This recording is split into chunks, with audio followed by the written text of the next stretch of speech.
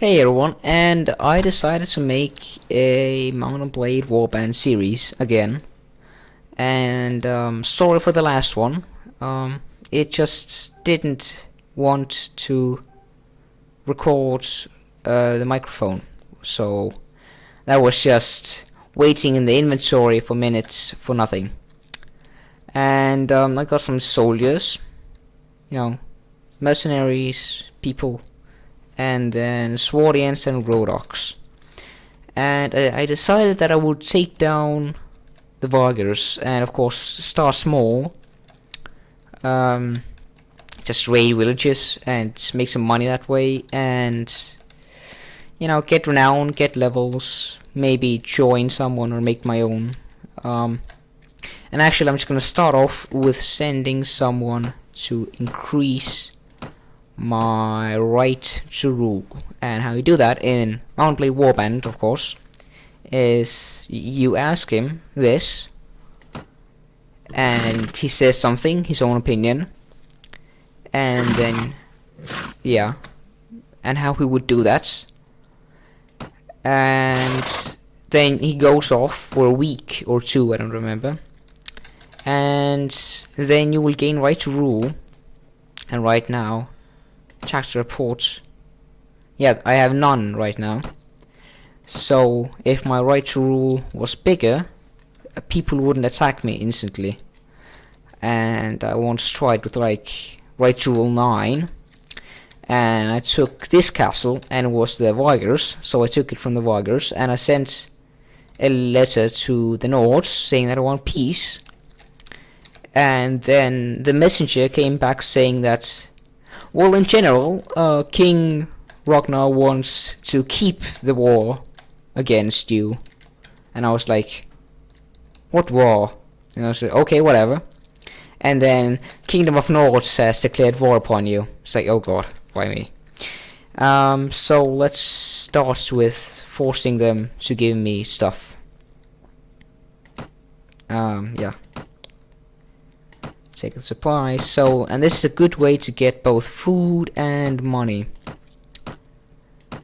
Let's see. Should we camp these guys here? 5.6. Can I I got him. I got him. There we go. And this is what you need to start a war. Just a bit lower relation, and you can start a war with them. Well, just loot their village, but that's enough to be at war with them. The sensitivity is a bit low, but okay, whatever. And I'm gonna show you how to use the backspace. And here you can see my soldiers, the enemy soldiers, where we are on the map, and where I'm looking right now. This is where I'm looking, not where I'm going. Now here you can see how many soldiers I have, how many wounded, rooted, or dead. The soldiers of my allies, they're wounded, rooted, and dead. And then the enemies, wounded, rooted, and dead. And here you can see your infantry, archers, and cavalry. And you can take, infantry and hold this position, or you can put them here, wherever. And say you're like 25 against 100, and then you just take infantry and archers, put them on the hill. Say there's a hill here, we put them here, and then we take the cavalry and put them to follow me, and they will follow me, and then we can kill all the enemies. I'm just gonna put the sensitivity a bit up, put it a bit too low. Yeah, they're much better. And actually, this loot, this is like a gold, a dinar each. I'm not gonna bother with that. Okay. Yeah, I don't like how he calls himself that, so. And we're also gonna attack him.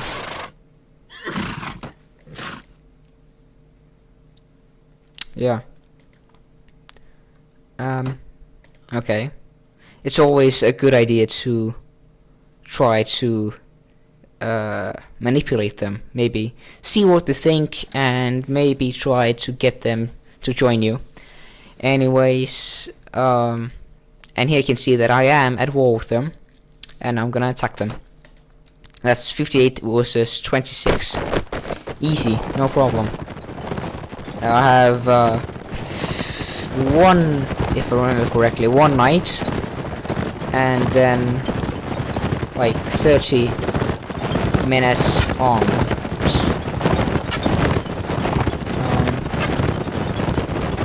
Yeah, let's kill the horse. And I am using a strong warbow and a big bag of Kurgit arrows and I believe it was heavy balanced basset sword and a regular steel shield, I think, and then the heavy charger. Full helmets, lordly gauntlets. I actually stumbled upon them and thought I would just buy them to have that settled. Then plate armor and iron boots, I believe. There we go. And we got nothing from this too, but I'm just gonna loot it for the sake of getting something out of it. Yes. Very good. I have a mustache. There are 4 swarty knights. We're gonna loot this. Loot and then run away. Loot and burn. And this is a really good way to get money. And as you can see, we are losing honor, but we don't care. Honor isn't so important. Damn it, now I have time to concentrate on me. I might have to go take refuge in. Oh, well, there you go. With the jackpot. I'm just gonna put this here. And I'm gonna put the food here and then just... I don't see this as food. It goes bad in the matter of days. There. This is a lot of money. This is, I would say, about 1,000, 2,000, maybe 3,000 even dinars. And yeah, that's it. My inventory is full. And I recommend that you always read a book. Reading books is really useful for your character. You can get intelligence, you can get looting, you can get special, extra stats just by reading, which is nice. He doesn't have enough money. I'm just gonna armor. Yeah, that's the problem. I'm just gonna check the tavern. Ransom broker. I got 1 looter there. And actually, if anything, selling, that's a lot of tools. Selling captured soldiers is a really good way of getting money. And so is looting, as you can see. I'm selling 6 things that I looted, and I'm getting 1,500. And I'm barely able to sell spices. And I think I've quite mastered the game. I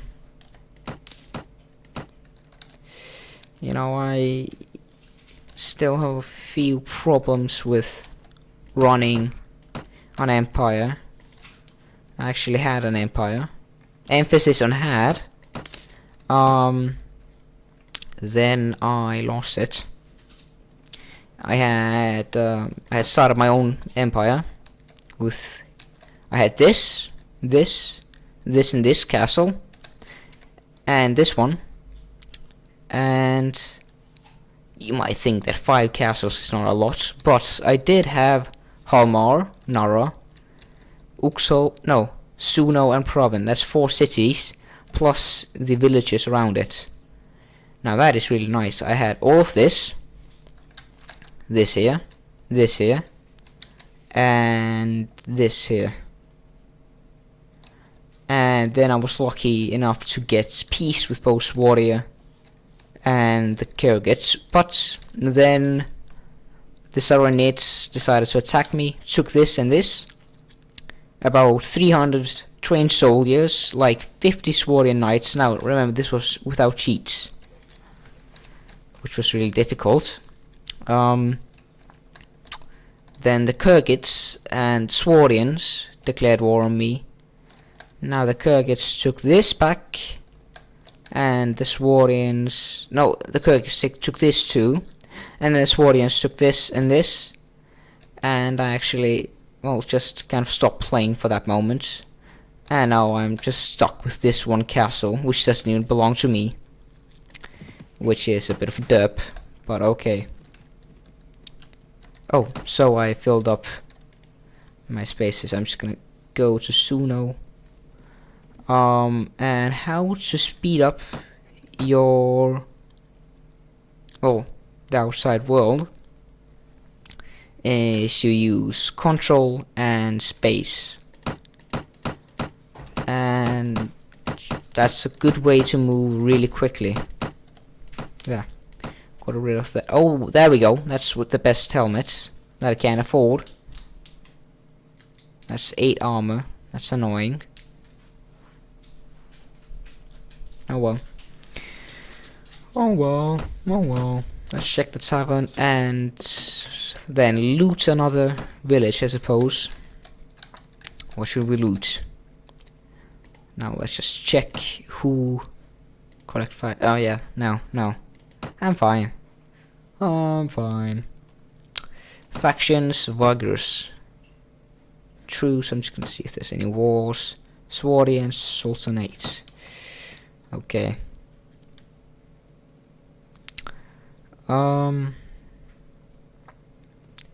Now, why the Vagers? Why the Vagers? It was actually Christopher's idea. And on the game that I had, it's lagging. So the Kyrgyz were kind of small, the Saronids were their normal size, the Swarians only had Uxal because Demir, right here, had been taken to by the Vagers, and the Rodoks were normal. Now the Vagers had 8 cities, so the normal ones, and then 3 of the Nords, which was very big, and you know, I just want to try and keep that from happening this time. So God, why am I lagging? 1 minute, I will be right back. And we're back. Much better now. No, wow, whatever. A bit about the Magyar soldiers. I don't get why it's doing this. It's done this before. You have seen it, I bet. Their soldiers, they have archers, which is quite good when defending a city or on the ground or wherever. Now the crossbowmen, I don't really believe in them. They do pretty much as much damage as archers do, but they're much slower. I don't know, I like archers more. Now the infantry, that's okay. They got, I don't think they have spears, but that's not so important. They have swords and they have shields, maybe something throwable or a bow. I'm not totally sure about that. Now the cavalry is a bit in between. Now you might know that the Kyrgyz are really light and quick, and the Swarians are really heavy, yet a bit slow. you know, that's in between. So basically they're, oh well, there you go, that's much better. They're good in between. It's lagging whenever I move. I don't know why. I'm just gonna try to get him to move faster, just for the sake of. Now, actually, we have to be careful with these guys here. That's 95. That's 61. Yet they don't give a shit, which is good. We'll just loot this and hope no one attacks. Yes, it's probably gonna go alright. Hopefully. Seems so. Why do you all make peace? I like it when they're all at war. That makes it easier for me. Yes, there we go. And velvet. That is pretty much the most expensive thing in the game. Oh, I forgot to take food. I'm just gonna make a bit space for it. Having a diverse and rich pile of food is really good for both the morale and making sure that you have a good supply of food, because you know, an army moves on its stomach. It can't do anything without food. Let's go to Sargoth. And that at top speed. Oh god, no, don't, no. Oh, there we go, much better. Yeah. Hope so now. Stupid computer and stupid periods, but okay. Nords and Swordia, that I like, and that's actually quite classic. Usually the Nords get the upper hand in that tavern. Mercenary crossbowman. Oh, belligerent drop. There we go. Hello, an animal. What? Oh, hello. Wow. Jeez, you're quick, bitch. There, much better. Yeah, he started it. He started it. He did it.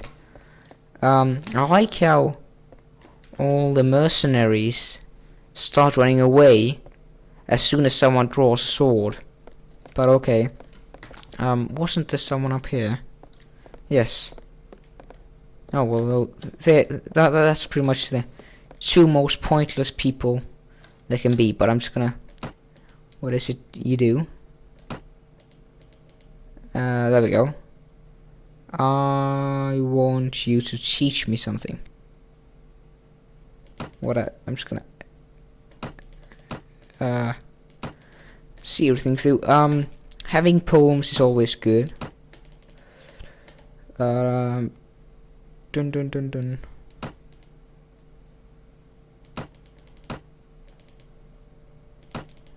There. No. There we go. Much better.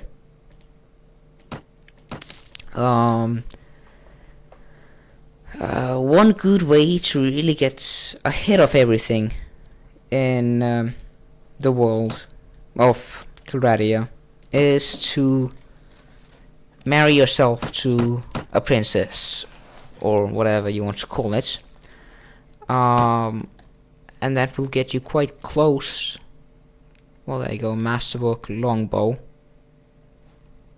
Oh, never mind. To the king and all that. So that is something that you can profit from. Now, there's no real other point in marrying someone in Mount and Blade except that. And you know, there are some smaller things like getting, you know, it gives you a bit more options, but that's about it. You know what, I'm gonna show you another thing. If you take a walk around the streets, then you can, inside the town, see the guildmaster. And actually we ran out of memory, so the video kind of had to stop, and that's why it's already night. Hope the cut is seamless enough. Here's the guildmaster in Sargoth, and I found that in some towns, oh yes, sure, rob my horses, yes, rob my horses as well, yeah. And that in some towns it can be quite a bit difficult to find the guildmaster, because he's just so well hidden. But you know, also because I had to do a retake, I already did what I wanted to do. So, but I'll just tell you again. So you can ask all kind of town related things. You can ask what he does, and you know, just ask a bit about the town. Then you can find a shop from him, and it's often either, you know, escorting a caravan or something like that. Then, you know, questions of political nature, which he doesn't really like, but okay, he knows about that. Then there's trade around here. Now this might seem really complicated, but the point is that the one with the biggest number, wool cloth, they will buy for a very high price. So if you happen to know a town nearby with a lot of wool cloth, you can buy from there and sell it to here. And he talks about the trade caravans. And yeah, then you can ask how does it compare to the rest of Calradia, and then it just gives you a few numbers, you know, better than this many and worse than this many, and which is the best one. And then you can go to I wish to buy land in this town for productive enterprise, and you already operate a tannery here. But basically, actually, I am going to show you it's at Ter. Yeah, let's call it Ter. At Ter. There we go. Take a walk around the streets. This is also made out of wood. Silly notes. Let's see if we can find him. That's a horse.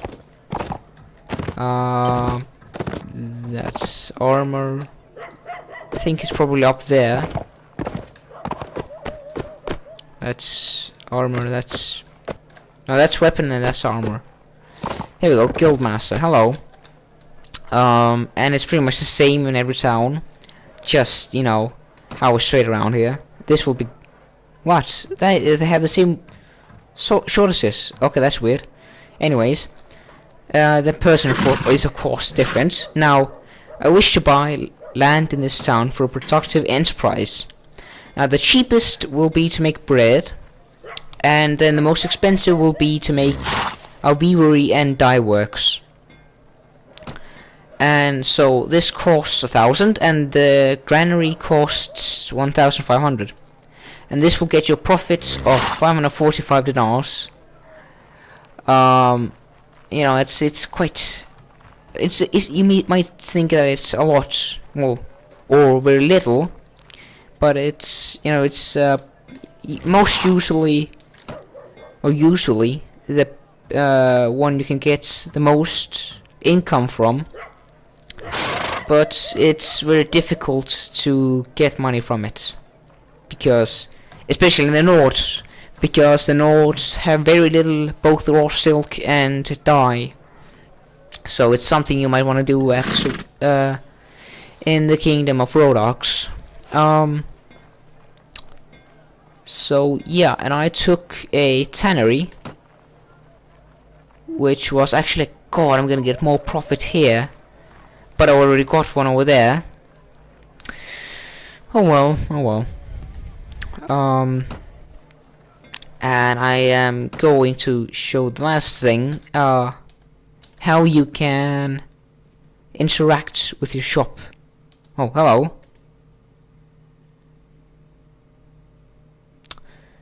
Oh god. Perhaps... Okay, whatever. Bye. God. That's a good way to end the video. Whatever. So, you know, you get your tannery as an extra option in the town. And in most cases, it's within a building. But the tannery has to be really big, so... he's outside. And, you know... It takes a week to make it, and so within a week, if you talk to the tanner, he will tell you how much time it will take. But otherwise, you will have let's go with the accounts, and there he will tell you how much the leather work he makes is worth, how much the leather costs, the hides. And how much the labor and upkeep costs, and then the summary, how much you're making or losing.